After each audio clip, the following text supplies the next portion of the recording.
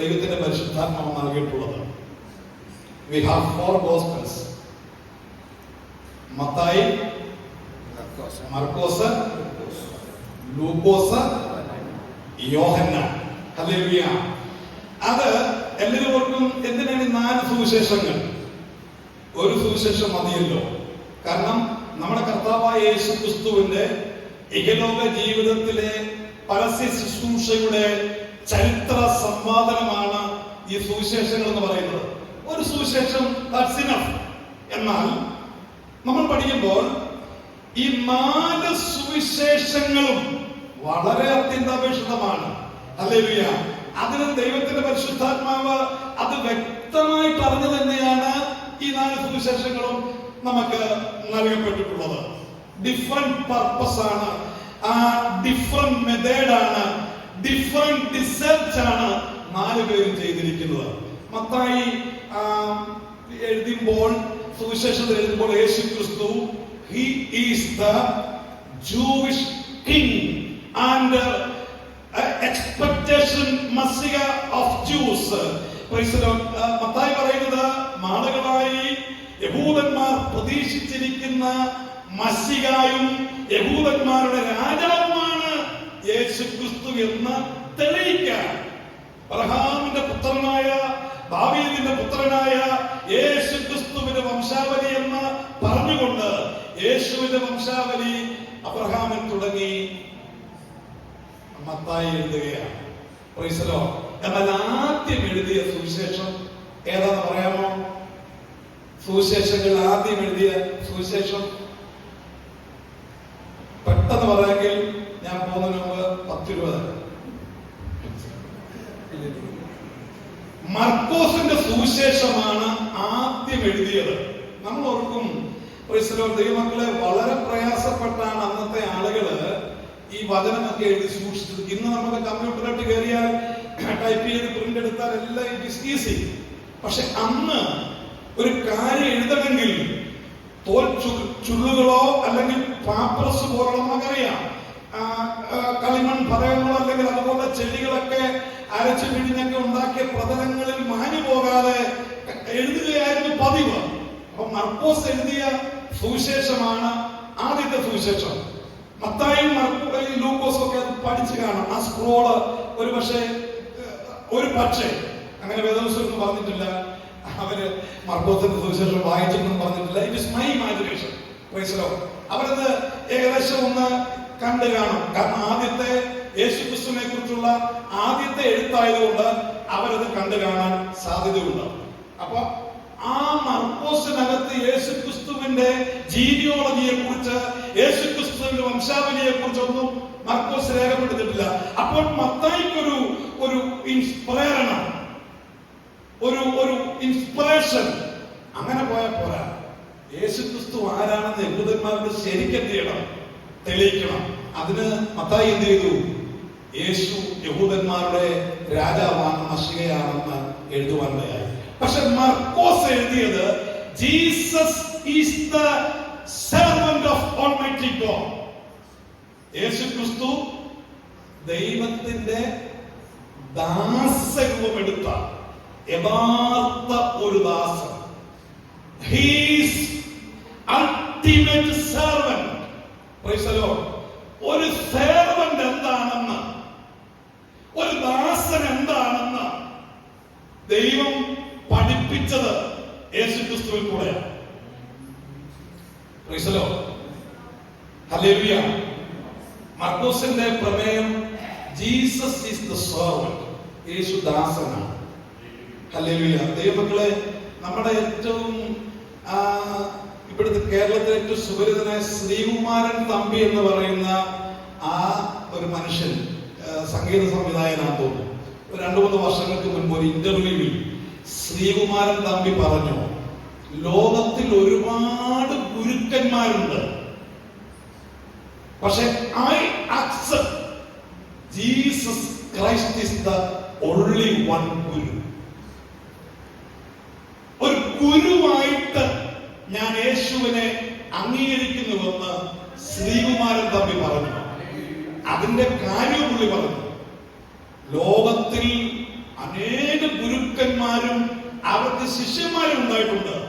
പക്ഷെ യേശുവിന്റെ പ്രത്യേകത എന്താന്ന് ചോദിച്ചാൽ, തന്റെ ശിഷ്യന്മാര് അക്ഷര നികുക്ഷികളായിരിക്കുന്ന, ആ മുക്കുവന്മാരും അങ്ങനെയുള്ള ചുങ്കക്കാരും ഒക്കെ ആയിരിക്കുന്ന ശിഷ്യന്മാരുടെ കാല് കഴുകുവാൻ തയ്യാറായ ഒരു ഗുരു. ആ ഗുരുവിനെ പോലെ ഏതൊരു വ്യക്തി ഈ ലോകത്തിലുണ്ട്. ഇന്നത്തെ ഗുരുക്കന്മാര് ആരുടെ കാല് കഴുകുമോ? കഴിപ്പിക്കുന്നു. കാലെടുത്ത് തലേ വരെ വെക്കുന്ന പുള്ളികൾ. ഇപ്പൊ ഈ കഴിഞ്ഞ ദിവസമൊക്കെ നമ്മൾ കണ്ടതല്ലേ, തലയിലൊക്കെ എടുത്ത് വെച്ചുകളെ കാല്. ഹല്ലേലൂയ. കാല് കഴുകാൻ ആർക്കും ആരും തയ്യാറാകത്തില്ല. പക്ഷെ അത് നമ്മളെ പഠിപ്പിച്ചത് നമ്മുടെ കർത്താവാണ്. യഥാർത്ഥ ഒരു ദാസൻ, അവൻ ദൈവ രൂപത്തിലിരിക്കെ ദൈവത്തോടുള്ള സമത്വം മുറുകെ പിടിച്ചു കൊള്ളണം എന്ന് വിചാരിക്കാതെ ദാസരൂപമെടുത്ത മനുഷ്യവേഷത്തിൽ തന്നെത്താൻ താഴ്ത്തി ക്രൂശിലെ മരണത്തോളം അവൻ അനുസരണമുള്ളവനായി തീർന്നു. നമ്മുടെ കരങ്ങളോട് ദൈവത്തെ സ്തുതിക്കാം. ഞാനത് പറയുമ്പോൾ ഒരു കാര്യം കൂടെ പറഞ്ഞു പോവാം.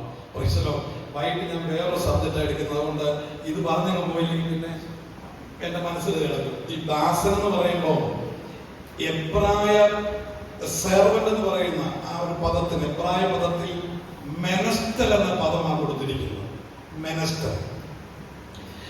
മെനസ്റ്റൽ എന്ന പദത്തിൽ നിന്നാണ് ലാറ്റിൻ പദമായ മിനിസ്റ്റീരിയം ഉണ്ടായത്. മിനിസ്റ്റീരിയം എന്ന പദത്തിൽ നിന്നാണ് ഇംഗ്ലീഷ് പദമായ മിനിസ്ട്രി ഉണ്ടായത്. ആ മിനിസ്ട്രിയിൽ നിന്നാണ് ഞങ്ങളെല്ലാം ഉണ്ടായത്. ആരാ? മിനിസ്റ്റേഴ്സ്. ഹല്ലേലൂയ. ഞങ്ങളുടെ ദേവദാസന്മാര് ഇപ്പം ആരായിട്ട് മാറിയിരിക്കുകയാണ്? പറഞ്ഞേ, നിങ്ങൾ പറ. എന്റെ ദൈവമേ, ഡിസ്ട്രിക്ട് മിനിസ്റ്റർ എന്നൊക്കെ പറയുമ്പോ ഉള്ള കട്ടിയും കനം ഉണ്ടല്ലോ. സ്വതന്ത്രം അപ്പോഴത്തേക്ക് തല ഒന്നുകൂടെ നമുക്ക് പൊങ്ങും. എത്ര സഭയുടെ അധിപനാ ഞാൻ? I am something I am. പല മിനിസ്റ്റർമാരും എല്ലായിടത്തും പോകുമ്പോ ബ്ലാക്ക് ഗ്യാസിനെ കൊണ്ടൊക്കെയാ പോയിക്കൊണ്ടിരുന്നത്. ഇപ്പൊ ആർക്കും ഒന്നും വേണ്ട, കാരണം ഇപ്പൊ ആരും മൈൻഡ് ചെയ്തില്ല. എന്നാൽ ഇപ്പൊ ഒരു കാലത്ത് കാറ് തുറക്കാൻ ഒരാള്, ബൈബിള് പിടിക്കാൻ ഒരാള്, കസേര തൂക്കാൻ ഒരാള്, എന്താണെന്നറിയാമോ? I am something. അങ്ങനെ ഒരു കാലം. ഇപ്പൊ ആരും വലിയ മൈൻഡൊന്നും ഇപ്പോഴാരും വലിയ മൈൻഡ് ചെയ്യാറില്ല. കാരണം അവര് ഈ തെറ്റായിട്ട് ചിന്തിച്ചിരിക്കുന്നുണ്ടാ. ഈ മിനിസ്റ്റർ എന്നൊക്കെ ഉള്ള നിലയില് സെക്കുലർ മിനിസ്റ്റേഴ്സിനേക്കാൾ ഭയങ്കര പദവിയാണ് ഈ ദൈവദാസന്മാർക്കാണെന്നുള്ള ഒരു ചിന്ത നോയിങ്ലി ഓർ അൺനോയിങ്ലി അവരുടെ ഹൃദയത്തിൽ പിടിച്ചു പറ്റി. അപ്പൊ നിങ്ങളൊക്കെ ഞാൻ വന്ന് ജോലിയിട്ട് പറഞ്ഞു, ഞങ്ങളെ പോലെ ഭാഷ, നമ്മളെല്ലാം പുരോഹിതന്മാരാണ്. സ്വത്രം. പുതിയ നിയമത്തിൽ ആരും മോശക്കാരൊന്നും ഇല്ല. നമ്മളെല്ലാം രാജകീയ പുരോഹിത വർഗമാണ്. നമ്മളെ എല്ലാവരുടെയും കാര്യമാണ് പറയുന്നത്. നമ്മൾ ചിന്തിച്ചിരിക്കുന്ന നമ്മൾ സംതൃപ്തിയില്ല. സ്വത്രം. എന്നാൽ ഗ്രീക്ക് ഭാഷയിൽ ആ ഒരു പദത്തിന് കൊടുത്തിരിക്കുന്നത് ദിയാക്കോണിയ എന്ന പദമാണ്. ദിയാക്കോണിയ എന്ന് പറഞ്ഞാൽ എന്താണെന്നറിയാമോ? ഹല്ലേലൂയ. ആ പദത്തിന് ഗ്രീക്ക് ഭാഷയിൽ പറഞ്ഞാൽ a servant who is stand in front of the table of his master to do any work of his master in fully heart. Yes, amen. എന്ത് ചെയ്യാൻ ഒരു യജമാനന്റെ മേശമേൽ താഴ്മയോടെ നിൽക്കുന്ന, തന്നെത്താൻ ത്യജിച്ചു നിൽക്കുന്ന ഒരു ദാസനാണ് ഈ മിനിസ്റ്റർ എന്ന് പറഞ്ഞ ആൾ. ഹല്ലേലൂയ. അതുകൊണ്ട് ആ കർത്താവ് പറഞ്ഞത്, എന്നെ അനുഗമിക്കുന്നവൻ തന്നെത്താൻ ത്യജിച്ച് ക്രൂശ് എടുത്ത് എന്നെ അനുഗമിക്കട്ടെ. ഹല്ലേലൂയ. നമ്മുടെ കാഴ്ചപ്പാടൊക്കെ മാറട്ടെ ദൈവമക്കളെ. നമ്മൾ കർത്താവിന്റെ ദാസന്മാരായി തീരട്ടെ. ഹല്ലേലൂയ. ഇത് പറയുമ്പോൾ ഞാൻ ഒരു കാര്യം പറയാം. യേശു കർത്താവ് ഭൂമിയിലായിരുന്നപ്പോൾ തന്റെ സഹോദരന്മാരുണ്ടായിരുന്നു. യാക്കോബ്, യോസേഫ്, ശീമോൻ എന്ന് പറയുന്ന സഹോദരന്മാർ സഹോദരിമാരൊക്കെ ഉണ്ടായിരുന്നു. ഇവരാരും കർത്താവിനെ അംഗീകരിച്ചില്ലായിരുന്നു. ഇവർ കർത്താവിനെതിരായിരുന്നു. കർത്താവ് ഭൂമിയിൽ 3.5 വർഷക്കാലം പരസ്യ ശുശ്രൂഷ ചെയ്യുന്ന കാലത്ത് ഇവരെല്ലാം എതിരായിരുന്നു. ഒരു വേള ഇവർ പറഞ്ഞു, ഇവന് ഭൂതമുണ്ട്, ഇവൻ ഭൂതങ്ങളുടെ തലവനായ ബെൽസെബൂലിനെ കൊണ്ടാണ് കാര്യങ്ങൾ ചെയ്യുന്നത്. യേശുവിനെ തള്ളി പറഞ്ഞു. അതുകൊണ്ടാണ് കർത്താവ് പറഞ്ഞത്, ഒരു പ്രവാചകനും സ്വന്തം നാട്ടിൽ ബഹുമാനിതനല്ല. സ്വത്രം. എന്നാൽ ഇതെല്ലാം സഹിച്ച് കർത്താവ് തന്നെ ദൈവമേൽപ്പിച്ച പദ്ധതി ചെയ്ത് തന്നെ അമ്മയുടെ ഉദരത്തിൽ പിറന്ന സഹോദരന്മാരാരും തന്നെ മൈൻഡ് ചെയ്തില്ല. എന്തിനാ പറയുന്നത്? ക്രൂശ് മരണത്തിൽ പോലും, ക്രൂശ് മരണത്തിന് കൊണ്ടുപോകുമ്പോൾ പോലും ഈ സഹോദരന്മാർ അതിന്റെ പുറകെ പോയി. അവൻ അങ്ങനെ വരട്ടെന്നാ പറഞ്ഞു. സ്വന്തം അവൻ ചെയ്തു കൂട്ടിയതിനെ ഒക്കെ അനുഭവിക്കാന്ന് ഇവർ പറഞ്ഞു. പക്ഷെ യോഹന്നാനും മറിയയും ക്രൂശിന്റെ അടുക്ക വരെ ഉണ്ടായിരുന്നു. ഈ സ്വന്തം അനിയന്മാർ ഇതെല്ലാം കൊണ്ടായിരിക്കാം കർത്താവ് പറഞ്ഞു, യോഹന്നാനെ കൈകൊണ്ട് പറഞ്ഞു, സ്ത്രീയെ ഇതാ നിന്റെ മകൻ. ഞാൻ ഈ ക്രൂശിൽ മരിച്ചു പോയാലും നീ ഭാരപ്പെടണ്ട, നിനക്കൊരു മകനുണ്ടെന്ന് പറഞ്ഞ് യോഹന്നാനെ ചൂണ്ടിക്കാണിച്ചു. അന്ന് യാക്കോബും യൂദായൊന്നും ഈ സംഭവ സ്ഥലത്ത് പോലുമില്ല. പക്ഷേ തിരുവചന പ്രകാരം കർത്താവ് മരിച്ചു. ഹല്ലേലൂയ. എന്നാൽ 3-ാം നാളിൽ കർത്താവ് ഉയർത്തെഴുന്നേറ്റ് പറഞ്ഞതുപോലെ പൗലോസ് പറഞ്ഞ ഒരു കാര്യം എന്നെ അത്ഭുതപ്പെടുത്തി. ഹല്ലേലൂയ. കർത്താവ് 12 പേർക്കും മക്കളക്കാലത്തിൽ മറിയയ്ക്കും, പന്തിരുവർക്കും യാക്കോബിനും പിന്നെ അകാലപ്രദയായ എനിക്കും പ്രത്യക്ഷപ്പെട്ടിരിക്കുന്നു. ഹല്ലേലൂയ. ഞാനങ്ങനെ ചിന്തിക്കുക, കർത്താവ് 3-ാമത് പ്രത്യക്ഷപ്പെട്ടത് ആർക്കാന്നറിയാമോ? ഹല്ലേലൂയ. ഉയർത്തെഴുന്നേറ്റ കർത്താവ് 3-ാമത് പ്രത്യക്ഷപ്പെട്ടത് തന്നെ തള്ളിക്കളഞ്ഞ, തന്നെ ഒറ്റപ്പെടുത്തിയ, തന്നെ ജീവിതകാലം മുഴുവൻ ദുഷിച്ചു പറഞ്ഞ സ്വന്തം ജനത്തിൽ സ്വന്തം അനുജനായ യാക്കോബിന് ഉയർത്തെഴുന്നേറ്റ കർത്താവ് പ്രത്യക്ഷപ്പെട്ടപ്പോൾ യാക്കോബ് അടിമുടി വിറച്ച് പരാജയപ്പെട്ട് ജ്യേഷ്ഠ സഹോദരൻ ദൈവമാണെന്ന് അറിഞ്ഞപ്പോൾ, ദൈവപുത്രനാണെന്ന് അറിഞ്ഞപ്പോൾ, അവൻ മരണത്തെ ഭേദിച്ച് ഉയർത്തെഴുന്നേറ്റ് പറഞ്ഞപ്പോൾ യേശുവിന്റെ പാദപീഠത്തിൽ തന്നെത്താൻ സമർപ്പിക്കുവാനിടയായി. നേരിട്ട് വരികയില്ലേ? ഇന്നലെ വരെ പറഞ്ഞത് ഇവൻ സ്വന്തം ചേട്ടനാന്ന് ഓർക്കണം. പക്ഷേ മരണത്തെ ജയിച്ച് ചരിത്രത്തെ തിരുത്തി കുറിച്ച് തന്റെ മുമ്പിൽ ജീവനോടെ വന്ന് നിൽക്കുക യേശു കർത്താവ്. ഈ യാക്കോബിനെ കുറിച്ച് ഞാൻ അത് വിശദീകരിക്കുന്നില്ല. പിൽക്കാലത്ത് യാക്കോബ് ലേഖനം എഴുതിയിരിക്കുന്നത് യേശുവിന്റെ സ്വന്തം സഹോദരൻ യാക്കോബും യൂദയും സഹോദരന്മാരാണ്. അവരാണ് ലേഖനം എഴുതിയിരിക്കുന്നത്. എന്നറിയാമോ? 2 ലേഖനത്തിന്റെ ആദ്യം നിങ്ങൾ പരിശോധിക്കണം. ദൈവത്തിന്റെ ദാസനായ, ഞങ്ങളുടെ കർത്താവിന്റെ ദാസനായ യാക്കോബ്, കർത്താവിന്റെ ദാസനായ യൂദ, ഹല്ലേലൂയ, എന്ത് ചെയ്യാൻ തയ്യാറായി തന്റെ സഹോദരന്മാർ കർത്താവിനാൽ രൂപാന്തരപ്പെടുവാനായതുപോലെ ഇന്ന് പകൽക്കാലം പറയട്ടെ, യേശു കർത്താവിന് അമിതമായ ആഗ്രഹമുണ്ടായിരുന്നു തന്റെ സ്വന്തം കുടുംബത്തിലുള്ള ഒരാൾ പോലും നഷ്ടപ്പെട്ടു പോകരുത്. ഇന്ന് പകൽക്കാലം ആരെല്ലാം നമ്മളെ തള്ളി പറഞ്ഞാലും, ആരെല്ലാം കുടുംബത്തിൽ നമ്മളെ ഒറ്റപ്പെടുത്തിയാലും, നമ്മൾ അവർക്ക് വേണ്ടി പ്രാർത്ഥിക്കാൻ തയ്യാറായാൽ തക്ക സമയത്ത് കർത്താവ് അവിടെ അത്ഭുതം പ്രവർത്തിക്കും. നമ്മൾ അനുഭവിച്ച വേദനയ്ക്കും കണ്ണുനീരിനും അനുസൃതമായി നമ്മൾ ക്ഷീണിച്ചു പോകാതെ പ്രാർത്ഥിക്കുന്നുവെങ്കിൽ ദൈവത്തിന്റെ പ്രവൃത്തി അവരുടെ ഇടയിൽ അയക്കാൻ നമ്മുടെ കർത്താവ് ശക്തനാണ്. കരങ്ങളോട് ദൈവത്തെ സ്തുതിച്ചാട്ടെ. ഹല്ലേലൂയ. Praise the Lord. യാക്കോബിനെ പിൽക്കാലത്ത് വിളിച്ചത് ഒട്ടകമുട്ടുള്ള മനുഷ്യൻ എന്നാണ്. എങ്ങനെ? ഒട്ടകമുട്ടുള്ള മനുഷ്യൻ. ഒട്ടകത്തിന്റെ മുട്ടിനെന്തോ പ്രധാനം അറിയാമോ? ഒട്ടകം ഇരിക്കുമ്പോഴും എഴുന്നേൽക്കുമ്പോഴും ഈ മുട്ട കുത്തിയാലേ കുടിക്കാതിരിക്കാൻ പറ്റത്തുള്ളൂ. അത്ര ശരീരഭാരമാണ്. ഒറ്റയടിക്ക് നമ്മളെ പിടിക്കാൻ പറ്റത്തില്ല. മുട്ടുകുത്തിയിരിക്കും, മുട്ടുകുത്തിയിരിക്കും. കാരണം ഇങ്ങനെ ഇരുന്ന് എഴുന്നേറ്റും ഒട്ടകത്തിന്റെ മുട്ട നിങ്ങൾ നോക്കിയാൽ അറിയാം, വലിയൊരു തലമുണ്ട്. ഭയങ്കര വീതിക്ക് തലം, എപ്പോഴും മുട്ടയിലിരിക്കുകയും മുട്ട എഴുന്നേൽക്കുകയും. ഹല്ലേലൂയ. നിന്ദിച്ചതിനേക്കാൾ ഉപരി 24 മണിക്കൂറും തനിക്ക് ശേഷിച്ച ദിവസമൊക്കെയും തന്റെ മൂത്ത ജ്യേഷ്ഠൻ ആകാശമണ്ഡലങ്ങളിൽ സ്വർഗത്തിലുണ്ട് എന്നറിഞ്ഞ യാക്കോബ് 24 മണിക്കൂറും പ്രാർത്ഥനയിൽ പോരാടി തന്റെ ഹല്ലേലൂയ തന്റെ യജമാനനായ ദൈവത്തോട്, തന്റെ ജ്യേഷ്ഠനായ ദൈവപുത്രനായ കർത്താവിനോട് 24 മണിക്കൂറും സംസാരിക്കുന്ന ഒരു സ്വഭാവം യാക്കോബിനുണ്ടായിരുന്നു. അതുകൊണ്ട് അവനെ വിളിച്ചതാണ് ഒട്ടകമുട്ടുള്ള the man with the camel knees. Hallelujah.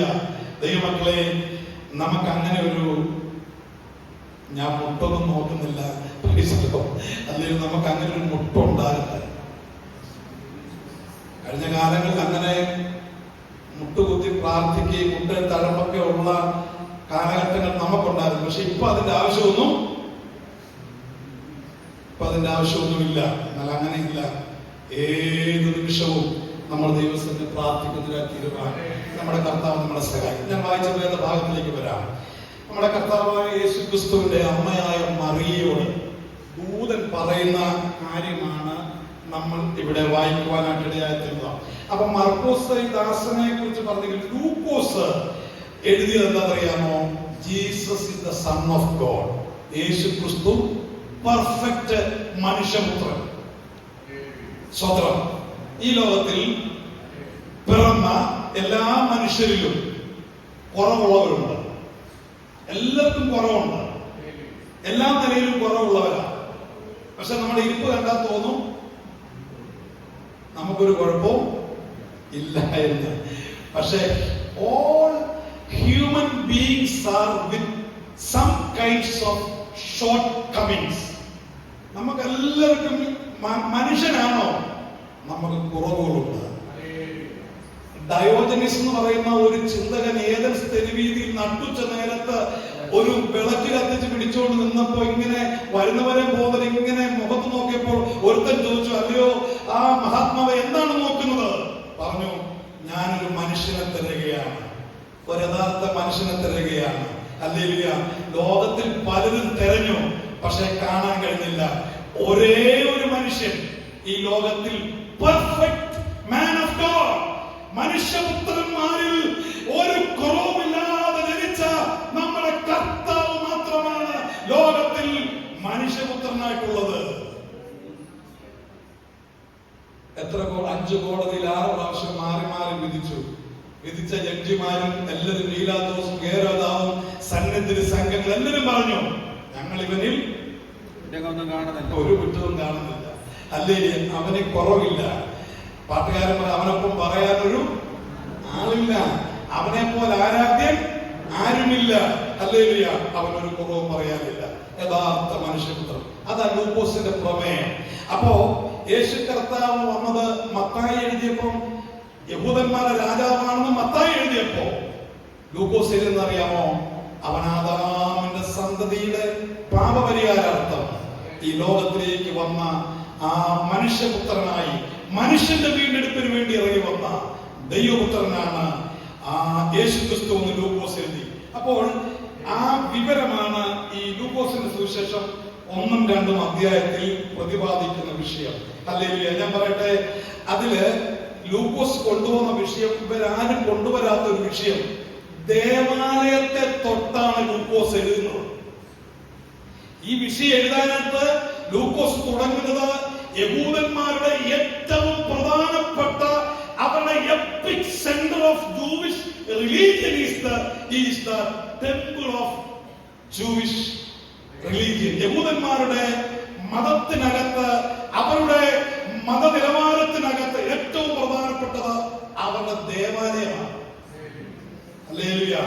അതിനകത്തുള്ള ഏർപ്പാടെ അവർക്ക് ഉള്ളൂ. അല്ലെങ്കിൽ ഇന്നും അതല്ലേ. മാമയൊക്കെ പോയി കാണുമായിരിക്കും. ഞാൻ പറഞ്ഞു ഇസ്രായേലിൽ പോയിട്ടുണ്ടായിരിക്കും. പോയിട്ടുണ്ടോ? ഇല്ല, പോയിട്ടില്ല. എനിക്ക് മനസ്സിലായില്ല. ഓക്കെ, മാമയ്ക്കൊക്കെ പോകാമായിരുന്നു. ഹല്ലേലൂയ. ഇപ്പോഴും അവിടെ വിലാപം അതിലുണ്ട്. ആ ദേവാലയം ഇരുന്ന് ഭാഷ പോയിട്ടില്ല. ഇല്ല, ഭാഷ പോകും. ഹല്ലേലൂയ. അവിടെ വിലാപം അതിലുണ്ട്. അടുത്ത വർഷം പോകുന്നുണ്ട്. ഓക്കെ, അവിടെ വിലാപം അതിലുണ്ട്. എന്താണെന്നറിയാമോ? യഹൂദന്മാരുടെ ദേവാലയം ഇരുന്നിടത്തിയെന്ന് ഇപ്പോഴും യഹൂദന്മാർ ആ മതിലിൽ തല തല്ലി കരയുകയാണ്. വിലാപം അതിൽ. ഹല്ലേലൂയ. അവരുടെ ഏറ്റവും പ്രധാനപ്പെട്ട ഒരു വിഷയമാണ് ദേവാലയം എന്നുള്ളത്. അതേ ദേവാലയത്തെ ചുറ്റിപ്പറ്റിയ ഒരു കാര്യം ലൂക്കോസ് ഇവിടെ അവതരിപ്പിക്കുകയാണ്. എന്റെ പ്രസംഗ വിഷയം നിങ്ങൾ മറന്നു പോകരുത്. ദൈവം എപ്പോഴും സംസാരിച്ചുകൊണ്ടിരിക്കുന്നു, നമ്മൾ എങ്ങനെ റെസ്പോൺസ് ചെയ്യുന്നു എന്നുള്ളതാണ് എന്റെ പ്രസംഗത്തിന്റെ ഇന്നത്തെ പ്രമേയം. അത് പാസ്റ്റർ എന്നോട് സംസാരത്തിന്റെ വെളിച്ചത്തിലൊക്കെ ഞാൻ ഇരുന്ന് പ്രാർത്ഥിച്ച് തയ്യാറാക്കിയ മെസ്സേജാണ് ഇന്ന് നിങ്ങൾ പറയുന്നത്. അതിന്റെ 1-ാം അധ്യായത്തിന്റെ 5-ാമത്തെ വാക്യം ഒന്ന് വായിച്ചാണ്.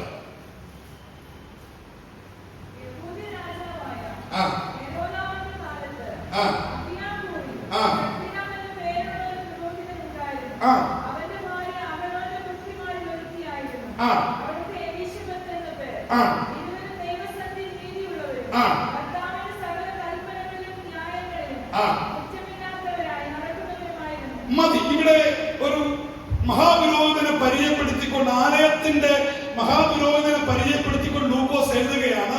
ഹെരോദാവിന്റെ കാലത്ത് അബിയാപൂരിൽ സഖരിയാവ് എന്ന് പറയുന്ന ഒരു മനുഷ്യൻ, തന്റെ ഭാര്യയുടെ പേര് എലിസബത്ത് എന്നായിരുന്നു. അവൾ അഹരോന്റെ പുത്രിമാരിൽ ഒരാളായിരുന്നു. സ്വത്രം ശ്രദ്ധിക്കണമേ, ചെറിയ ആളുകളൊന്നുമല്ല. അഹരോൻ എന്ന് പറഞ്ഞാൽ ഇസ്രായേലിന്റെ 1-ാമത്തെ മഹാപുരോഹിതന്റെ കുടുംബത്തിൽ പിറന്ന സ്ത്രീയാണ് എലിസബത്ത്. അവളെ വിവാഹം ചെയ്തത് സഖരിയാവ് എന്ന് പറയുന്ന പുരോഹിതൻ.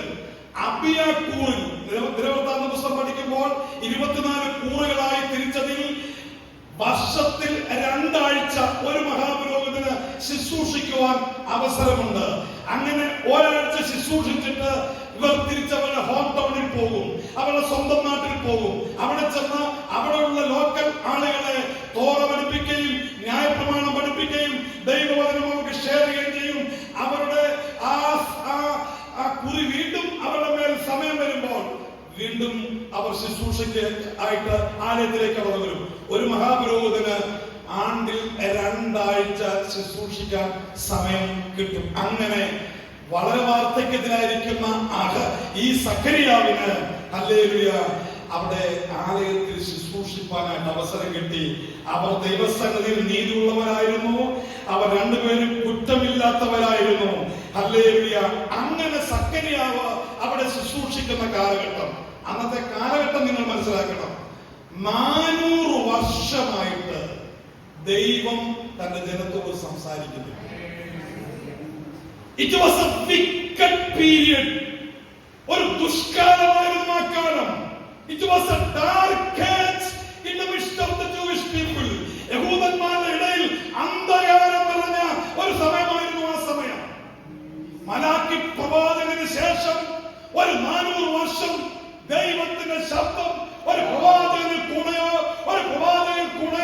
ഒരു ദൂതന്മാരിൽ കൂടെയോ ഒന്നും സംഭവിക്കാത്ത ആ സമയത്തും ഇവർ കുറ്റമില്ലാത്തവരായിരുന്നു, ഇവർ നീതിമാന്മാരായിരുന്നു.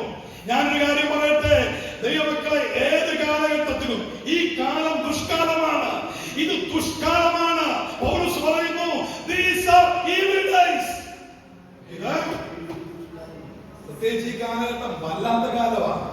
നമുക്കറിയാവുന്ന പത്രമാധ്യമങ്ങളിലൂടെയൊക്കെ നാം കണ്ടുകൊണ്ടിരിക്കുക അല്ലേ? ലഹരി, സ്വത്രം, നമ്മൾ ചിന്തിക്കുന്നതിനപ്പുറത്തായിട്ട് ലഹരി മാഫിയ കേരളത്തെ കീഴടക്കി കഴിഞ്ഞു.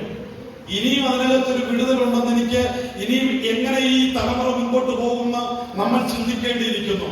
പക്ഷെ ഒരു കാര്യമാണ്, ഏത് ദുഷ്കാലമായാലും ദൈവമക്കളോട് ദൈവത്തിന് എപ്പോഴും സംസാരിക്കാനുള്ളത്, നിങ്ങൾ കുറ്റമില്ലാത്തവരായിരിക്കണം, നിങ്ങൾ നീതിയുള്ളവരായിരിക്കണം, ദൈവത്തിന്റെ ശബ്ദം കേൾക്കാനും ദൈവത്തോട് ചേർന്ന് നിൽക്കാനും താല്പര്യമുള്ളവരായിരിക്കാൻ നിങ്ങൾ എപ്പോഴും ബന്ധശ്രദ്ധാലുക്കളായിരിക്കണം. ദൈവവുമായിട്ടുള്ള ബന്ധത്തിൽ നിന്ന് അകറ്റിക്കളയാൻ ശ്രമിക്കുന്ന സകല സംവിധാനത്തിൽ നിന്നും മാറി നിന്ന് ദൈവത്തോട് ചേർന്ന് നടക്കാൻ എപ്പോഴും നമുക്ക് മനോഭാവം ഉണ്ടാകണം. എന്തും സംഭവിക്കട്ടെ, ലോകത്തിൽ എന്തും സംഭവിക്കട്ടെ, whatever can become in the world, we don't mind. We are the children of God. നമ്മൾ ദൈവത്തിന്റെ മക്കളാണ്. ഒരു സ്വന്തം പറഞ്ഞു.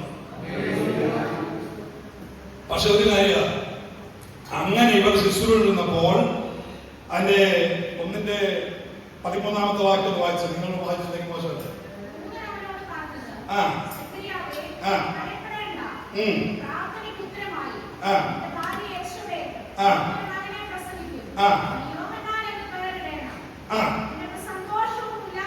മതി. ഇവർ ഇത്രേ നീതിമാന്മാരായിട്ടും ഇത്രേ കുറ്റമില്ലാത്തവരായിട്ടും എന്തില്ലായിരുന്നു? മക്കളില്ലായിരുന്നു. നമ്മുടെ ഈ കാലഘട്ടത്തിലാണെങ്കിൽ ഞാനത് പതിയെ പറയാം, ചിന്തിക്കാൻ വേണ്ടി പറയാം. ഒരാൾക്ക് കുഞ്ഞുങ്ങളില്ലെന്നിരിക്കട്ടെ, ഒരാൾക്ക് എന്തെങ്കിലും ഇപ്പൊ പാസ്റ്റർ പറഞ്ഞ് പാസ്റ്റർക്ക് കണ്ണിന് പ്രശ്നമാണെന്ന് പറഞ്ഞു. കണ്ണ് എന്നോട് വന്നപ്പോഴേ പറഞ്ഞു, പാസ്റ്റർ ചൂട് കൂടുതലായിട്ട് കണ്ണിങ്ങനെ ബൾജ് ചെയ്യുമെന്ന് പറഞ്ഞു. അപ്പൊ കണ്ണ് ബൾജ് ചെയ്യുമെന്ന് വിശ്വാസികൾ പറഞ്ഞാൽ വിശ്വാസികൾ ആദ്യം ചിന്തിക്കും, അല്പം ദേഷ്യമൊക്കെ ഉള്ള വിശ്വാസികൾ പറയും, പാസ്റ്റർക്ക് അങ്ങനെ തന്നെ.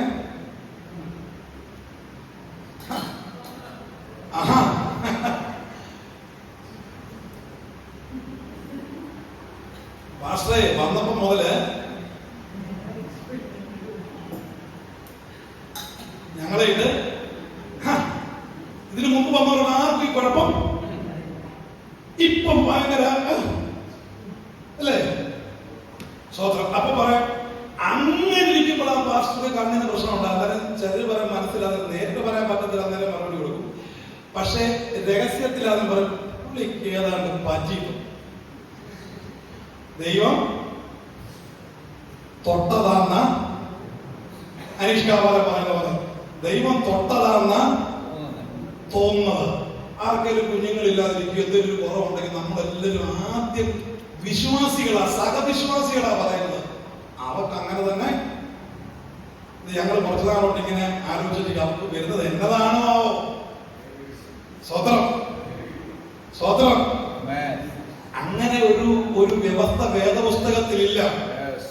നമ്മളെ ക്രിസ്തു എന്ന തലയുടെ ശരീരമാണ് സഭ. നമ്മൾ ശരീരത്തിന്റെ ഓരോ അവയവങ്ങളാണ്. ഓരോ അവയവത്തിനും അതിൻ്റെതായ ഇമ്പോർട്ടൻസ് ഉണ്ട്. ഒരവയവത്തിനും ഇമ്പോർട്ടൻസ് ഇല്ലാത്ത ഒരവയവം നമ്മുടെ ശരീരത്തിനകത്തില്ല. ഒരവയവത്തിന് ഒരു ബുദ്ധിമുട്ട് വന്നാൽ അത് തല മുതൽ സകല ശരീരത്തിന്റെ സകല ഭാഗങ്ങളിലും അത് വ്യാപിക്കുന്നുണ്ട്. ദൈവസഭയ്ക്ക് ഉണ്ടാകുന്നതെല്ലാം നമുക്കെല്ലാം കൂടാ. സോദരൻ പറഞ്ഞേ, ഇവർക്ക് കുഞ്ഞുങ്ങളില്ലായിരുന്നുകൊണ്ട് ഹല്ലേലൂയ. ഒരുപക്ഷെ അങ്ങനെ ചിന്തിക്കാം, ഭയങ്കര ശുശ്രൂഷയാ, പക്ഷെ എന്നാ ഇല്ല, മക്കളില്ല. നമ്മൾ ഈ ജൂവിഷ് പാട്രിയാർക്കിനെ എടുത്ത് പഠിച്ചു നോക്കിയേ. അബ്രഹാമിന് 100-ാമത്തെ വയസ്സിലെ പിള്ളേരുണ്ടായത്, ഒരു കുഞ്ഞുണ്ടായത് ഇസഹാക്ക്. ഹല്ലേലൂയ. അതിന് മുമ്പുണ്ടായ കാര്യം നമുക്കറിയാം. അതിന്റെ വേദന എപ്പോഴും അനുഭവിച്ചുകൊണ്ടിരിക്കുക. ഹല്ലേലൂയ. ഇസഹാക്കിന് റിബേക്കയ്ക്ക് മക്കളില്ലായിരുന്നു. ഹല്ലേലൂയ. അന്നത്തെ ആളുകള് ദുഷിച്ചു കാണും. അന്നത്തെ ആളുകൾക്ക് വൈധവ്യമായി ഈ കുഞ്ഞുങ്ങളില്ലാത്തെന്ന് പറയുന്നത് വലിയ ബുദ്ധിമുട്ടുണ്ടാക്കുന്ന ഏർപ്പാടായിരുന്നു. അതുപോലെ ഹന്നയ്ക്ക് മക്കളില്ലായിരുന്നു. ഇപ്പോൾ എലിസബത്തിന് മക്കളില്ല. ഞാൻ പറയട്ടെ, നമ്മുടെ ജീവിതത്തിൽ വരുന്ന ചില പ്രതിസന്ധികള്, ചില ഭാരങ്ങള്, ചില ബുദ്ധിമുട്ടുകള് നമ്മളെ തകർക്കാനല്ലെന്ന് ദൈവമക്കൾക്ക് ചെറിയ ജ്ഞാനമെങ്കിലും ഇന്ന് പകൽക്കാലം ആ വെളിപ്പാടുണ്ടാകണം. നമ്മുടെ മേൽ ദൈവത്തിന്റെ പദ്ധതി വെളിപ്പെടുത്താനുള്ള ദൈവത്തിന്റെ പദ്ധതി എവിടെയെങ്കിലും ദൈവം ഒളിപ്പിച്ചു വെച്ചിട്ടുണ്ടെന്ന് നമ്മൾ അറിഞ്ഞു വേണം ദൈവത്തെ സ്തുതിക്കാൻ. സ്വതന്ത്രം സ്വതന്ത്രം. അല്ലാതെ ഏതെങ്കിലും ഒരു പ്രശ്നം വരുമ്പോ നമ്മൾ എന്ത് ചെയ്യരുത്, അവർക്ക് അങ്ങനെ അവിടെ കുറവുകൊണ്ടാണ്, അവന്റെ കുറ്റം കൊണ്ടാണ് അങ്ങനെ ഉണ്ടായത് നമ്മൾ ചിന്തിക്കാതെ അതിനകത്തൊരു ദൈവ പദ്ധതി ഉണ്ടെന്ന് ഇന്ന് എത്ര പേർക്ക് അത് മനസ്സിലായവർക്കായി ഞാൻ കർത്താവിനെ സ്തുതിക്കുന്നു. നാളുകളായി പ്രാർത്ഥിച്ചുകൊണ്ടിരിക്കുന്ന വിഷയത്തിൽ, കണ്ണുനീരോടെ ആയിരിക്കുന്ന വിഷയത്തില് ഹല്ലേലൂയ, നമ്മൾ ആഗ്രഹിക്കുന്ന നിലയിലല്ല കാര്യങ്ങള്. ഒരു ബാരൻ അവസ്ഥയില്, ശൂന്യമായ അവസ്ഥയില്, നിറമില്ലാത്ത അവസ്ഥയില്, ഹല്ലേലൂയ, നന്മയില്ലാത്ത അവസ്ഥയിൽ കൂടെ നാം കടന്നു പോകുന്നെങ്കിൽ ദൈവം പറയുന്നു, നിന്നെ നിറയ്ക്കാനും നിന്നെ നന്മ കൊണ്ട് അലങ്കരിക്കാനും നീ അനുഭവിച്ച ദുഃഖത്തിനും കണ്ണുനീരിനും മറുപടി തരുവാനും നിന്നിൽ കൂടെ ദൈവത്തിന്റെ ചില പരിശോധനയുടെ ദിശയിൽ കൂടെ നീ കൈ വരുമ്പോൾ അത് നിന്റെ നന്മയ്ക്കാണ് മറന്നു വരണം. ഇത് പകൽക്കാലം ദൈവത്തെ സ്തുതിക്കാം. സ്വതന്ത്രം. ഏതെങ്കിലും ചെറിയൊരു വിഷയം ഹല്ലേലൂയ. സമയം ഇല്ലാത്തതുകൊണ്ട് ഞാൻ എന്റെ സാക്ഷ്യത്തോട്ട് പോകുന്നില്ല. അലോകന്റെ കാര്യം പറയണമെന്നുണ്ടായിരുന്നു. Praise the Lord. ഈ ഇങ്ങനെ സക്കറിയാവ് ശുശ്രൂഷ ചെയ്തുകൊണ്ടിരിക്കുമ്പോ ദൈവത്തിന്റെ ദൂതനായ ഗബ്രിയേൽ അവിടെ ആലയത്തിനകത്ത് പ്രത്യക്ഷപ്പെട്ട് പറയുകയാണ്, സക്കറിയാവ് ഭയപ്പെടേണ്ട, നിന്റെ പ്രാർത്ഥനയ്ക്ക് ഉത്തരമായി നിന്റെ ഭാര്യ എലിസബത്ത് നിനക്കൊരു മകനെ പ്രസവിക്കും, അവന് യോഹന്നാൻ എന്ന് പേരിടണം. സ്തോത്രം.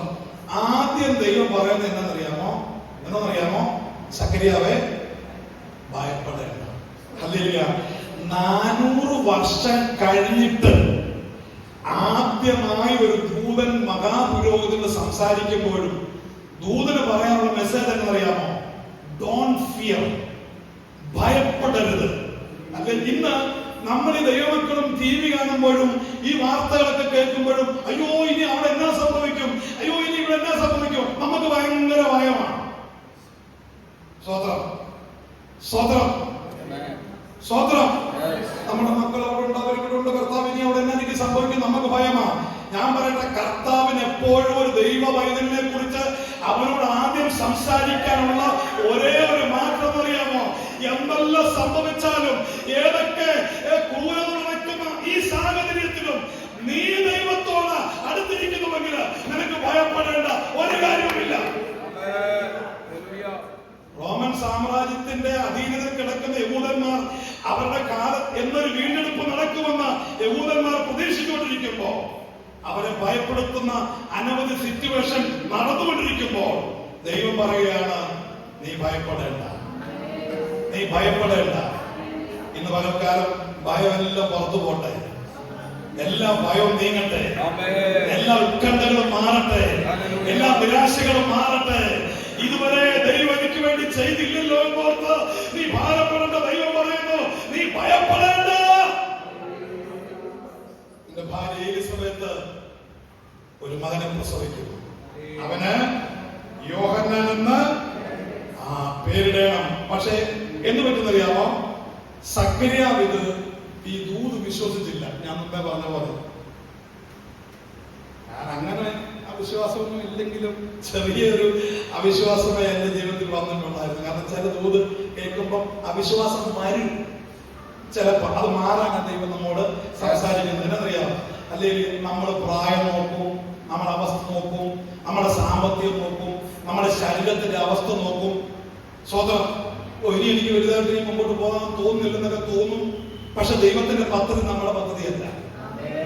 സ്തോത്രം സ്തോത്രം. ഹല്ലേലൂയ. എലിസബത്തിന് കുഞ്ഞുണ്ടാവുന്ന പേര് വരെ എഴുതി കൊടുത്തു. പക്ഷെ യോഹന്നാൻ ഈ സക്കറിയാവ് അവിശ്വസിച്ചു.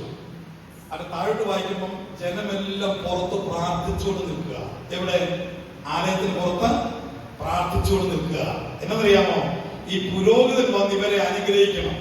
യഹോവ നിന്നെ അനുഗ്രഹിക്കട്ടെ, അവന്റെ തിരുമുഖം ഉയർത്തി നിനക്ക് സമാധാനം നൽകട്ടെ എന്ന് മഹാപുരോഹിതൻ അനുഗ്രഹിച്ചു കഴിയുമ്പോൾ മാത്രമാണ് ഇവർക്കൊരു സന്തോഷം ഉണ്ടാകുന്നത്.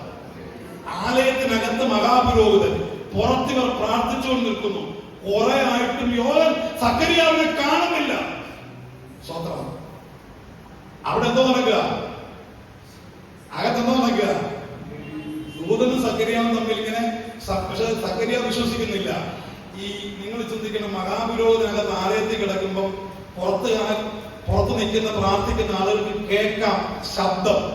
കാരണം ഈ വസ്ത്രത്തിൽ, ഈ പുരോഹിതന്റെ വസ്ത്രത്തിൽ ഒരു മാതളപ്പഴവും ഒരു പൊന്മണിയും ഇങ്ങനെ കെട്ടിയിട്ടുണ്ട്. ഇങ്ങനെ ഇടതൂന്ന് കിടക്കുകയാണ്. ഇങ്ങനെ അങ്ങോട്ടും ഇങ്ങോട്ടും നടക്കുമ്പോൾ ഈ ശബ്ദം കേൾക്കാം. പിന്നെ ഒരു ചങ്ങല തന്റെ അരെ കെട്ടിയിട്ട മഹാപുരോഹിതനകത്തോട്ട് പോകുന്നത് അല്ലേ? കാരണം കുറെ നേരം ശബ്ദം കേട്ടില്ലെങ്കിൽ എന്തോ സംഭവിക്കും? പുറത്ത് നിൽക്കുന്നവർക്ക് മനസ്സിലാവും മരിച്ചെന്ന്. അപ്പൊ ഈ ചങ്ങലെ പിടിച്ച് വേണം വലിച്ചെടുക്കാൻ. ഇത് കുറച്ചു നേരമായിട്ടും അനക്കമൊന്നും കേൾക്കുന്നില്ല. എന്നാൽ കുറച്ചു നേരം കൂടെ കഴിഞ്ഞപ്പോ അല്ലെങ്കിൽ സക്കറിയാവ് പുറത്തു വന്നു. പക്ഷെ സംസാരിക്കാൻ പറ്റുന്നില്ല. എന്താണെന്നറിയാമോ? ദൈവത്തിന്റെ ദൂതൻ പറഞ്ഞു, എന്റെ വചനം നിന്നോട് പറഞ്ഞിട്ട് നീ വിശ്വസിക്കാത്തതുകൊണ്ട് അത് നടപ്പാകുന്ന സമയം വരെ എന്റെ വചനം പറയാൻ നിന്റെ അവരങ്ങനെ തുറക്കാൻ ഞാൻ അനുവദിക്കത്തില്ല. ഇന്ന് പലർക്കാരും പറയേണ്ട ദൈവമക്കളെ, ദൈവം പറയുന്നത് മാത്രമാണ്, അതിന് മാറ്റമില്ല. ഒരു കാലത്തിൽ കർത്താവ് പറഞ്ഞിട്ടുള്ളത് പരാജയപ്പെട്ടിട്ടില്ല. നിന്നോട് ദൈവം എന്തെങ്കിലും പറഞ്ഞിട്ടുണ്ടെങ്കിൽ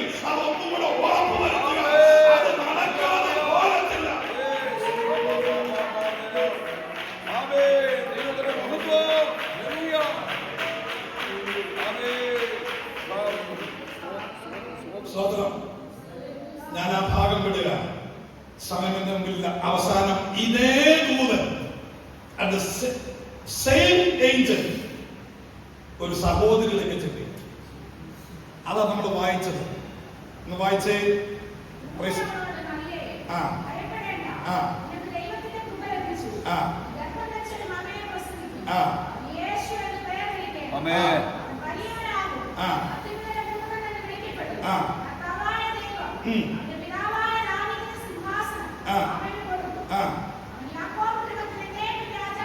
മതി. ദൈവമക്കളെ, മറിയോട് ഈ ദൂതൻ പറയുകയാണ്, മറിയെ നീ ഭയപ്പെടേണ്ട. മറിയോടും പറയുന്ന ഒരു കാര്യം ഇതാ. എന്തുവാ?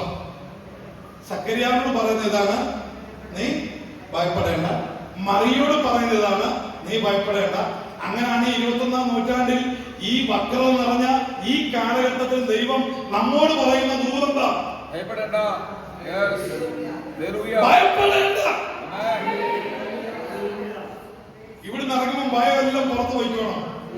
ഏതെങ്കിലും വിഷയത്തെ കുറിച്ച് ഭയത്തോടെ ആയിരിക്കുന്നെങ്കിൽ ഇന്ന് പകർക്കാനും ആ ശക്തിയെ പുറത്താക്കി വേണം ഇന്ന് പകർക്കാനും പോകാൻ. ദൈവത്തിന്റെ സാന്നിധ്യം നമ്മോട് കൂടെയുണ്ട്. പറയാണ്, നീ ഗർഭം ധരിച്ചൊരു മകനെ പ്രസവിക്കും. നമുക്കറിയാം, ലൂക്കോസും മത്തായി പറഞ്ഞിട്ട് വിവാഹം നിശ്ചയം ചെയ്യപ്പെട്ട ഒരു പെൺകൊച്ച. സ്വത്രം അവളോടാ പറയുന്നത്, കന്യകയാണ്. കന്യകയാണെന്ന് പ്രത്യേകം പറഞ്ഞിട്ടുണ്ട്. ദൂതൻ പറയുകയാണ്, നീ ഗർഭം ധരിച്ചൊരു മകനെ പ്രസവിക്കും. അവൻ അവൻ മഹാനായി തീരും. അവന് നീ യേശു എന്ന പേരിന് മാത്രമല്ല, ദാവീദിന്റെ സിംഹാസനം അവന് കൊടുക്കും. അവന്റെ രാജ്യത്വം എന്നേക്കുമുള്ളതായിരിക്കും. സ്വത്രം. ഈ മറിയ പറഞ്ഞെന്നറിയാമോ?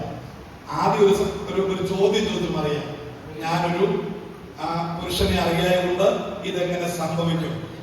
എങ്കിലും അതിന്റെ ഉത്തരം ദൂതൻ കൊടുത്തു, പരിശുദ്ധാത്മാവ് നിന്റെ മേൽ വരും, അത്യുന്നത ശക്തി നിന്റെ മേൽ നിഴലിടും. നിനക്ക് ഒരു വിശുദ്ധ പ്രജ ഉണ്ടാകും, അവന് യേശു എന്ന് പേരിടണം. മറിയ പറഞ്ഞു, ഇതാ ഞാൻ കർത്താവിന്റെ ദാസി. ഞാൻ പറഞ്ഞത്, ദൈവശബ്ദത്തിന്റെ മുമ്പിൽ റെസ്പോൺസ് ചെയ്ത് രണ്ടുപേരുടെ കാര്യം പറഞ്ഞത്. മഹാപുരോഹിതൻ എങ്ങനെ റെസ്പോണ്ട് ചെയ്ത്? ഇത്രയും നാള് ശുശ്രൂഷിച്ച മഹാപുരോഹിതൻ ദൂതൻ പറഞ്ഞപ്പോൾ റെസ്പോണ്ട് ചെയ്തത്, ദൂതൻ പറഞ്ഞത് വിശ്വസിച്ചില്ല. പക്ഷേ ഒരാലയത്തിനകത്തല്ല ചെന്നത്, മാനവമായിട്ട് പാരമ്പര്യമുള്ള ശുശ്രൂഷ ചെയ്ത ഒരു പുരുഷന്റെ അടുത്തല്ല ചെന്നത്. വിവാഹം കഴിക്കാത്ത ഒരു കൊച്ചു പെൺകുട്ടിയുടെ അടുക്കൽ ദൂതൻ അറിയുമെന്ന് പറയുക. നീ ഗർഭം ധരിച്ച ഒരു കുഞ്ഞിനെ പ്രസവിക്കുന്നു പറയുമ്പോൾ അവൻ പറയുക, ഇതാ ഞാൻ കർത്താവിന്റെ ദാസി. ഇന്ന് പകൽക്കാലം കർത്താവിന്റെ ദൂതിന്റെ മുൻപിൽ സമ്പൂർണമായി ഏൽപ്പിച്ചു കൊടുക്കുന്നവരെയാണ് ഇന്ന് പകൽക്കാലം കർത്താവ് നോക്കുന്നത്. അവരിൽ കൂടെയാണ് ഇന്ന് വരെ നടക്കാത്ത അത്ഭുതങ്ങളും അടയാളങ്ങളും വീര്യപ്രവർത്തികളും അങ്ങനെയുള്ളവരിൽ കൂടെയാണ് ഈ കാലഘട്ടത്തിൽ സ്വത്രം. ഇത് പറഞ്ഞിട്ട് ഒരു രഹസ്യം കർത്താവ് വെളിപ്പെടുത്തി മറിയിക്കും. ഞാൻ അവിടെ വിശദീകരിക്കുന്നില്ല പാസ്റ്റർ. ഒരു രഹസ്യം വെളിപ്പെടുത്തി, നിന്റെ ചാർച്ചക്കാരി എലിസബത്ത് ഗർഭം ധരിച്ചിരിക്കുന്നു. ഇപ്പോഴവർക്ക് 6 മാസമായി. എലിസബത്ത് എന്തെന്നറിയാമോ? കേട്ടോ, എലിസബത്ത് നോർമലായിട്ട് പ്രഗ്നന്റ് ആയി. പക്ഷെ ഇത് എത്ര മാസം ഉറപ്പിച്ചു വെച്ചു? 5 മാസം. എനിക്ക് തോന്നുന്നു ഈ 5 മാസം ഒളിപ്പിച്ചു വെച്ചത് അന്നത്തെ ഇവരുടെ ഡ്രസ്സ് എന്ന് പറയുന്നത് ഇങ്ങനെ ഈ ഗൗൺ പോലുള്ള ഡ്രസ്സ് 5 മാസം ഒക്കെ പ്രഗ്നന്റ് ഒളിപ്പിച്ചു വെക്കാൻ പറ്റുന്ന ഡ്രസ്സുകളൊക്കെയാണ്. ഇവരാരും പറഞ്ഞില്ല. എന്നാന്നറിയാ പറയുന്നത്? ഇത് ആദ്യം ഉണ്ടാകുമ്പോൾ അവർക്ക് പിന്നെ പ്രശ്നമാണ്. ഇത് ഇനിയും നടക്കുമോ? ഇനി ഇതന്നെ അറിഞ്ഞാൽ മോശമാവോ? ആരോടും പറഞ്ഞില്ല. പക്ഷെ ഇതേ ദൂതൻ മറിയോട് പറഞ്ഞു, നിന്റെ ചാർച്ചക്കാരി എലിസബത്ത് പരിശുദ്ധാത്മാവിനാൽ ഇന്ന് വരെ തലമുറയില്ലാതെ ഭാരപ്പെട്ട എലിസബത്തിനും ഇതേ അനുഭവം ഉണ്ടായിരിക്കുന്നു. ഇതറിഞ്ഞപ്പോ മറിയ ഓടിച്ചെന്ന എലിസബത്ത് എത്തപ്പെട്ട് ആ ബേത്ലഹേം എഫ്രൈം മലനാട്ടിൽ പോയി എലിസബത്തിനെ കാണാൻ ചെന്നു. ഹല്ലേലൂയ. എലിസബത്തിനോട് മറിയ ഇങ്ങനെ പറഞ്ഞു, എന്നാലും അമ്മച്ചി ഒളിച്ചു വെച്ചല്ലേ. ഹല്ലേലൂയ. ദൈവത്തിന് ഒന്നും മറവായിട്ടില്ല. നമ്മൾ ഒളിച്ചു വെക്കുന്ന എല്ലാം ദൈവം ചെയ്തു. സ്തോത്രം. പാസ്വേഡ് പോലും ഒളിപ്പിക്കാൻ പറ്റത്തില്ല അല്ലേ? എത്ര പാസ്വേഡാ, ഏതിനല്ല എത്ര പാസ്വേഡാ. സ്തോത്രം. എത്ര രഹസ്യങ്ങളായി കാലഘട്ടം നമ്മൾ സൂക്ഷിക്കുന്നത്. ഫോണിന് ലോക്ക് ഇടാതെ വീട്ടിൽ വെക്കാവുന്ന എത്ര പേരുണ്ട്. സ്തോത്രം. ഞാൻ ആ ഫോണിലോട്ടൊന്നും പോകുന്നില്ല. ഒരു രഹസ്യവും ഒരിക്കലും വെളിയിൽ വരാതിരിക്കത്തില്ല. ഹല്ലേലൂയ. ദൈവത്തിന്റെ മുൻപാകെ സകലതും നഗ്നതും മലർന്നതുമായിരിക്കുന്നു. എലിസബത്ത് ഒളിപ്പിച്ചു വെച്ചത് മറിയയ്ക്ക് ദൈവം വെളിപ്പെടുത്തി. മറിയയ്ക്ക് ദൈവം വെളിപ്പെടുത്തി. മറിയ അവിടെ ചെന്നപ്പോ സംഭവിച്ചെന്നറിയാമോ? മറിയ അപ്പൊ തന്നെ ഹല്ലേലൂയ ദൂതം പറഞ്ഞപ്പോ തന്നെ സൂപ്പർ നാച്ചുറൽ ആയിട്ട് മറിയ എന്ത് ചെയ്തു? അത് ഗർഭവതിയായി. അവിടെ നോർമലായിട്ട് പരിശുദ്ധാത്മാവിന്റെ സഹായത്തോടെ ഇപ്പൊ 6 മാസമായിരിക്കുക. മറിയ അവിടെ ചെന്ന് വന്ദനം ചൊല്ലിയപ്പോൾ ഹല്ലേലൂയ മറിയെ കണ്ടപ്പോൾ എലിസബത്തിന്റെ ഗർഭപാത്രത്തിൽ കിടന്ന ആ പിള്ളയുണ്ടല്ലോ അതങ്ങോട്ട് തൊള്ളാൻ തുടങ്ങി. ഓ ഇത് തുള്ളിയപ്പോൾ മറിയുടെ ഉള്ളത്തിൽ കിടന്ന കർത്താവിന് ആ ഹല്ലേലൂയ അവർ പിള്ളയെ രണ്ടും തുള്ളി. മറിയ തുള്ളാൻ തുടങ്ങി, എലിസബത്ത് തുള്ളാൻ തുടങ്ങി. എലിസബത്ത് മറിയോട് പ്രവചിക്കുകയാണ്. ഓ എന്റെ കർത്താവിന്റെ അമ്മ എന്റെ അരികിൽ വന്നുവല്ലോ. പ്രവാചകന്മാരില്ലാതിരുന്ന ഒരു കാലഘട്ടത്തിൽ ഒരു സ്ത്രീ കൂടെ കർത്താവിന് പ്രവചിക്കാൻ കഴിയുമെങ്കിൽ ഇന്ന് പകൽക്കാലം നിന്നെ ആ കർത്താവ് ഉപയോഗിക്കാമോ? മറിയോട് ആദ്യം പ്രവചിച്ചത് മനുഷ്യൻ എലിസബത്ത്. എന്റെ കർത്താവിന്റെ അമ്മ എന്റെ അടുക്കൽ വന്നല്ലോ. പ്രായം കൊണ്ട് ചെറുതാമേലും കർത്താവിനെയാണ് ഇവൾ ഉദരത്തിൽ വഹിച്ചിരിക്കുന്നതെന്ന് പ്രവചനാത്മാവിൽ എലിസബത്തിന് ദൈവം വെളിപ്പെടുത്തിയെങ്കിൽ ഈ കാലഘട്ടത്തിൽ പലർക്കും വെളിപ്പെടാത്ത പല ആത്മീയ കാര്യങ്ങള് നിന്നിൽ കൂടെ പുറത്തു കൊണ്ടുവരുവാൻ, നിന്നിൽ കൂടെ വെളിച്ചത്ത് കൊണ്ടുവരുവാൻ ദൈവത്തിന് പദ്ധതിയുണ്ട്. സ്തോത്രം, സ്തോത്രം. ഇത് കേൾക്കണം. അപ്പൊ ജനിക്കുന്നതിന് മുമ്പ് എലിസബത്ത് പറഞ്ഞ നിന്റെ ഉദരത്തിൽ കിടക്കുന്ന കർത്താവാണ്, അവൻ മഹാനായി തീരും. ഒരു കാര്യം പറയാം. യേശു ജനിക്കുമ്പോ അന്ന് യഹൂദന്മാർ ഹെരോദാവിനാൽ പീഡിപ്പിക്കപ്പെട്ടു. റോമൻ ഗവൺമെന്റ് ഹല്ലേലൂയ വരെ പീഡിപ്പിച്ചു. ആദ്യത്തെ പാട്ട് പാടിയതുപോലെ ഹല്ലേലൂയ അവസാനത്തെ വരി എന്താ? ആദ്യത്തെ പാട്ടിന്റെ അവൻ ആ പ്രേക്ഷകർ വേഗം വരാറായി. അവസാനത്തെ വരി എന്തായിരുന്നുണ്ട്? ഹല്ലേലൂയ നമ്മൾ ഒരുങ്ങി നിൽക്കുക, കർത്താവ് വരാറായി. യേശു ആദ്യം വന്നപ്പോൾ റോമൻ സാമ്രാജ്യം അവരെ പീഡിപ്പിച്ച് അവരെ ടാക്സ് പിടിച്ച് മേടിച്ച് യഹൂദ രാജാവായ ഹെരോദാവ് പീഡിപ്പിച്ചെങ്കിൽ ഈ കാലഘട്ടത്തിൽ നമ്മുടെ കർത്താവ് വീണ്ടും വരാൻ പോകുകയാ, പരസ്യമായിട്ട് വരാൻ പോകുകയാ. ഇനി അവരുടെ സാമ്രാജ്യം എന്നേക്കും നിലനിൽക്കുന്ന സാമ്രാജ്യം ഇവിടെ സ്ഥാപിക്കാൻ പോകുകയാ. ഈ ലോകരാജ്യം അസ്തമിക്കാനായി. ഇവിടുത്തെ ഇലോൺ മസ്ക് അല്ല, ഇവിടുത്തെ പുടിനല്ല, ഇവിടുത്തെ ട്രംപ് അല്ല, മോദിയല്ല, ആര് ഭരിച്ചാലും ഈ രാജാക്കന്മാരുടെ കാലത്ത് കൈകൊള്ളാത്ത കല്ല ആ സ്വർഗത്തിന് പറഞ്ഞു വരും. അവനെ അടിച്ചു കൂടിയാക്കും. ഭാവിയുടെ സിംഹാസനത്തിൽ കർത്താവ് അനന്തമായി രാജ്യം ഭരിക്കും. അന്ന് ഇസ്രായേൽ മാത്രമല്ല, പുതിയ നിയമ ഇസ്രായേൽ നമ്മളും അതിന്റെ ഭാഗമാക്കി. എത്ര പേർക്ക് സന്തോഷമുണ്ടാവും? ഒരു കാര്യം പറയാം. ഇന്നത്തെ മെസ്സേജിനകത്ത് പുരോഹിതന്റെ അടുക്കൽ ചെന്നപ്പോൾ പുരോഹിതൻ പറഞ്ഞ വാക്ക് വിശ്വസിച്ചില്ല. അവന് ഒത്തിരി പ്രിവിലേജ് ഉണ്ടായിരുന്നു, ഒരുപാട് പ്രായം കൊണ്ട് പക്വതയുള്ളവനായിരുന്നു. എന്നാൽ സാധാരണ പെൺകുട്ടി കർത്താവിന്റെ ദൂതൻ പറഞ്ഞത് വിശ്വസിച്ചു. കർത്താവിന് പ്രായം ഒരു വിഷയമല്ല, കർത്താവിന് അവസ്ഥ ഒരു വിഷയമല്ല, കുടുംബസ്ഥിതി ഒരു വിഷയമല്ല, സാമ്പത്തിക ഭദ്രത കർത്താവിന്റെ വിഷയമല്ല. കർത്താവിന്റെ ദൂതിന് മുൻപിൽ ആർക്ക് താഴ്ന്നു കൊടുക്കാൻ പറ്റുമോ, ആർക്ക് ഏൽപ്പിച്ചു കൊടുക്കാൻ പറ്റുമോ, കർത്താവിന്റെ പ്രവൃത്തിക്ക് വേണ്ടി ആരെ സമർപ്പിക്കാൻ പറ്റുമോ അവരുടെ ദൈവം സംസാരിക്കും. ഇന്ന് പകൽക്കാലം ദൈവം നമ്മളോട് സംസാരിക്കാൻ തുടങ്ങിയിരിക്കുക. കർത്താവ് എന്നോട് സംസാരിക്കണമേ, എന്നോട് സംസാരിക്കണമേ എന്ന് എത്ര പേർക്ക് ഇന്ന് പകൽക്കാലം ദൈവസന്നിധിയിൽ പ്രാർത്ഥിക്കാൻ കഴിയും? കർത്താവിനോട് സംസാരിക്കാൻ പോകും. ഈ വചനങ്ങൾ കർത്താവ് അനുഗ്രഹിക്കട്ടെ. God bless you. കേൾക്കപ്പെടുന്ന വചനത്തിനായി കരം ഉയർത്തി സ്വാഗതം ചെയ്താട്ടെ. ശക്തിയോടെ ഉണരുക, ഉണരുക ദൈവജനമേ, ഇകത്തിലെ ദുരിതങ്ങൾ തീരാറായി. ഉണരുക, ഉണരുക ദൈവജനമേ, ഇകത്തിലെ ദുരിതങ്ങൾ തീരാറായി. കാതൽ വന്നീടൂ, കണ്ണീർ തുടയ്ക്കും, ദുഃഖങ്ങളെല്ലാം തീരാറായി. കാതൽ വന്നീടൂ, കണ്ണീർ തുടയ്ക്കും, ദുഃഖങ്ങളെല്ലാം തീരാറായി. ഓ രാജാവേ, ഇതാൻ വേഗം വരുന്നല്ലോ, പ്രിയനായി മണ്ണിനാരം അങ്ങോട്ടോരേ കേൾക്കുന്നല്ലോ, അങ്ങോട്ടോരേ കേൾക്കുന്നല്ലോ. ഓ രാജാവേ, ഇതാൻ വേഗം വരുന്നല്ലോ, മണ്ണിനാരം അങ്ങോട്ടോരേ കേൾക്കുന്നല്ലോ. ഒരു മകൾ നിറയും ഉദരിയിൽ നല്ലൊരു ഹൃദയഗീതം പാടിയിട. ഒരു മകൾ നിറയും ഉദരിയിൽ നല്ലൊരു ഹൃദയഗീതം പാടിയിട. ആനന്ദഗാനം പാടും യേശുവേ, ഒന്നായി ചേർന്നവരും.